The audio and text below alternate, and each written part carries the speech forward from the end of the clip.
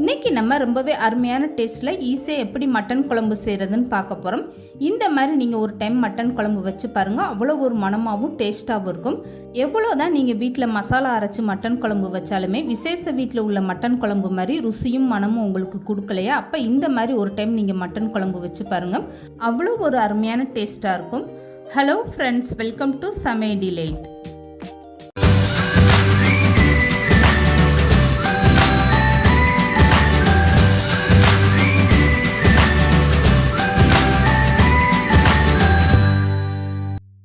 இப்போது மட்டன் குழம்பு செய்கிறதுக்காக நான் 1/2 கிலோ அளவுக்கு மட்டன் வாங்கியிருக்கேன். இதை 3 டைம் நல்லா கழுவி எடுத்துக்கோங்க. எப்போதுமே குழம்புக்கு நீங்கள் ஆட்டுக்கறி வாங்கும்போது இந்த மாதிரி கொஞ்சம் கொழுப்போடு வாங்கிக்கோங்க, அப்போ தான் அந்த குழம்பு நல்ல ருசியாக இருக்கும். இப்போ இதுக்காக 1/2 மூடி அளவுக்கு தேங்காய் எடுத்துக்கோங்க. இந்த தேங்காய் சின்னதாக இருந்தால் ஒரு தேங்காய் தாராளமாக எடுத்துக்கோங்க. இப்போ 1 ஸ்பூன் அளவுக்கு சோம்பு சேர்த்துக்கோங்க. இது கூடவே 1 ஸ்பூன் அளவுக்கு கசகசா சேர்த்துக்கோங்க. இப்போ இது கூடவே 10 முந்திரி பருப்பு சேர்த்துக்கோங்க. இல்லைன்னா இந்த மாதிரி முந்திரி குருணை இருந்தால் அதை 2 ஸ்பூன் அளவுக்கு சேர்த்துக்கோங்க. இப்போ இதை தண்ணி சேர்த்து நல்லா வலுவலுன்னு அரைச்சி எடுத்துருங்க. இப்போ குழம்பு தாளிச்சு விடுறதுக்காக குக்கரில் 100 மில்லி அளவுக்கு நல்லெண்ணெய் சேர்த்துக்கோங்க. இப்போ இது கூடவே பட்டை, கிராம்பு, வாசனை பொருட்கள் இந்த மாதிரி தாளிக்கிறதுக்காக சேர்த்துக்கோங்க. இப்போ நல்லா பொரிஞ்சு வந்ததுமே 1 கைப்பிடி அளவுக்கு சின்ன வெங்காயம் கட் பண்ணிவிட்டு அதையுமே சேர்த்துக்கோங்க. இந்த மாதிரி வெங்காயத்தை நல்லா வதக்கி விட்டுருங்க. வெங்காயம் நல்லா செவந்து வரட்டும். இதுக்கப்புறமா கட் பண்ணி வச்சுருக்க 2 தக்காளி சேர்த்துக்கோங்க. தக்காளி ரொம்ப பெருசாக இருந்தால் 1 தக்காளி சேர்த்துக்கோங்க. நான் மீடியம் சைஸாக இருந்ததுனால 2 தக்காளி சேர்த்துருக்கேன். இப்போ 1 கொத்து கருவேப்பிலையும் சேர்த்துட்டு இந்த தக்காளியை நல்லா வதக்கி விட்டுருங்க. தக்காளி ஓரளவுக்கு நல்லா வதங்கி வந்ததும் 1 ஸ்பூன் அளவுக்கு இதில் இஞ்சி பூண்டு பேஸ்ட்டு சேர்த்துக்கோங்க. இஞ்சி பூண்டு பேஸ்ட்டு தனியாக இல்லைன்னா நீங்கள் தேங்காய் அரைக்கும் போது அதோட சேர்த்து நீங்கள் அரைச்சி எடுத்துக்கோங்க. இஞ்சி பூண்டு சேர்த்து வதக்கும் போதே உங்களுக்கு நல்ல ஒரு வாசனை வர ஆரம்பிக்கும். அது வரைக்குமே இஞ்சி பூண்டை நல்ல எண்ணெயிலே இந்த மாதிரி வதக்கி விட்டுருங்க. இப்போ தக்காளி, இஞ்சி பூண்டு எல்லாமே சேர்ந்து நல்லா வதங்கி வந்துருச்சு பாருங்கள். இந்த மாதிரி நல்லா தக்காளி மசிஞ்சு வெந்து வரணும். இதுக்கப்புறம் 1 ஸ்பூன் அளவுக்கு தனி மிளகாய் தூள் சேர்த்துக்கோங்க. எண்ணெயிலே சேர்த்து இந்த மாதிரி நல்லா வதக்கி விடும்போது அந்த மட்டன் குழம்பு பார்க்குறதுக்கு ரொம்ப கலராகவும் அருமையான டேஸ்ட்டாகவும் இருக்கும். இப்போ மிளகாய் தூள் சேர்த்ததுமே ஸ்டவ்வை மீடியமாக வச்சுட்டு இந்த மாதிரி மிளகாய் தூள் சேர்த்து வதக்கி விட்டுருங்க. இதுக்கப்புறமா கழுவி எடுத்து வச்சுருக்க மட்டன் அப்படியே சேர்த்துக்கோங்க. தண்ணி இல்லாமல் நல்லா வடிச்சிட்டு சேர்த்துக்கோங்க. இதையுமே சேர்த்துட்டு ஒரு 2 நிமிஷம் எண்ணெயிலே நல்லா வதக்கி விடுங்க.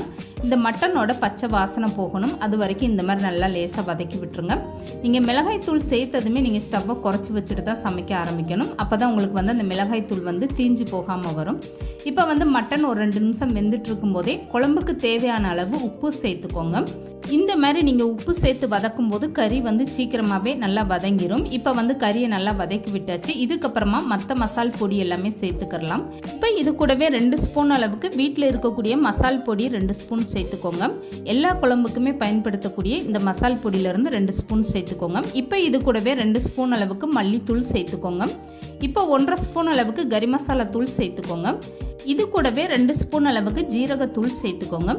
இது எல்லாமே சேர்த்ததுக்கப்புறம் ஒரு டைம் நல்லா கரண்டி போட்டு கலந்து கொடுத்துருங்க. இப்போ ஸ்டவ்வை கம்ப்ளீட்டாக குறைச்சி வச்சுருங்க. இப்போ மசால் பொடியெல்லாம் சேர்த்து ஒரு டைம் நல்லா இந்த மாதிரி வதக்கி விட்டதுக்கப்புறம் அரைச்சி வச்சுருக்க தேங்காய் பேஸ்ட்டை அப்படியே சேர்த்துக்கோங்க. மட்டன் குழம்புக்கு தேங்காய் அரைக்கும் போது ரொம்ப குருணையாக இல்லாமல் நல்லா வலுவலுன்னு அரைச்சி எடுத்துக்கோங்க. இப்போ அரைச்சி எடுத்த தேங்காவை அப்படியே சேர்த்துட்டு இதுக்கப்புறமா தண்ணி எந்த அளவுக்கு வேணுமோ அதுக்கேற்ற மாதிரி நீங்கள் தண்ணியை சேர்த்துக்கோங்க. இதெல்லாமே சேர்த்துட்டு ஒரு டைம் நல்லா கலந்து கொடுத்துட்டு உப்பு உரப்பு உங்கள் டேஸ்ட்டுக்கு ஏற்ற மாதிரி பார்த்துக்கோங்க.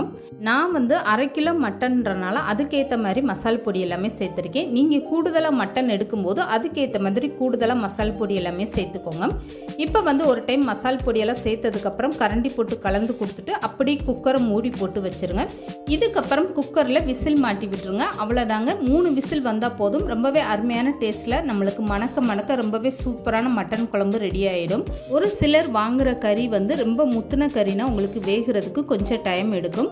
அப்போ உங்களுக்கு வேகலைன்னா நீங்கள் கூடுதலாக 2 விசில் வச்சு எடுத்துக்கோங்க. இப்போ நான் 3 விசில் வச்சு எடுத்திருக்கேன். மட்டன் குழம்பு ரொம்பவே மணக்க சூப்பராக ரெடி ஆயிடுச்சு பாருங்கள். எனக்கு 3 விசில்லே மட்டன் ரொம்பவே சூப்பராக வெந்து வந்துருச்சு. இப்போ நான் கறியை எடுத்துகிட்டு கையில் ஒன்று அமுக்கி கட்டுறேன் பாருங்கள். எந்த அளவுக்கு நல்லா சாஃப்டாக ரொம்பவே சூப்பராக வெந்து வந்திருக்கு பாருங்கள். ஒரு சில குக்கர் சீக்கிரமாகவே வேகாது, அப்படி இல்லைன்னா மட்டன் சீக்கிரமாக வேகாமல் இருக்கும். அந்த மாதிரி டயத்தில் நீங்கள் கூடுதலாக 2லேருந்து 3 விசில் வச்சு எடுத்துக்கோங்க. இப்போ குழம்பு ரொம்பவே சூப்பராக ரெடி ஆயிடுச்சு. இதுக்கு மேலே கொத்தமல்லி தூவிட்டு நல்லா கலந்து கொடுத்துருங்க. அவ்வளோதாங்க, குக்கர் மூடியை நீங்கள் திறக்கும் போதே இந்த மட்டன் குழம்பு வாசனை விசேஷ வீட்டில் வைக்கக்கூடிய மட்டன் குழம்பு மாதிரி அவ்வளோ ஒரு வாசனையாகவும் சாப்பிடும்போது அவ்வளோ ஒரு அருமையான டேஸ்ட்டாக இருக்கும். குக்கரில் வெறும் 3 விசில் வச்சிங்கன்னா போதுங்க. ரொம்பவே ஈஸியாக நம்மளுடைய மட்டன் குழம்பு அருமையாக ரெடி ஆகிடுச்சு பாருங்கள். இந்த மட்டன் குழம்பு இட்லி, தோசை, ஒயிட் ரைஸு, சப்பாத்தின்னு எல்லாத்துக்குமே அருமையான டேஸ்ட்டாக இருக்கும். கண்டிப்பாக இந்த மாதிரி ஒரு மட்டன் குழம்பு நீங்களும் ட்ரை பண்ணி பாருங்கள். இந்த வீடியோ பிடிச்சிருந்தா லைக் பண்ணுங்கள், ஷேர் பண்ணுங்கள். மறக்காமல் சமையல் டிலீட் சேனலை சப்ஸ்கிரைப் பண்ணுங்கள்.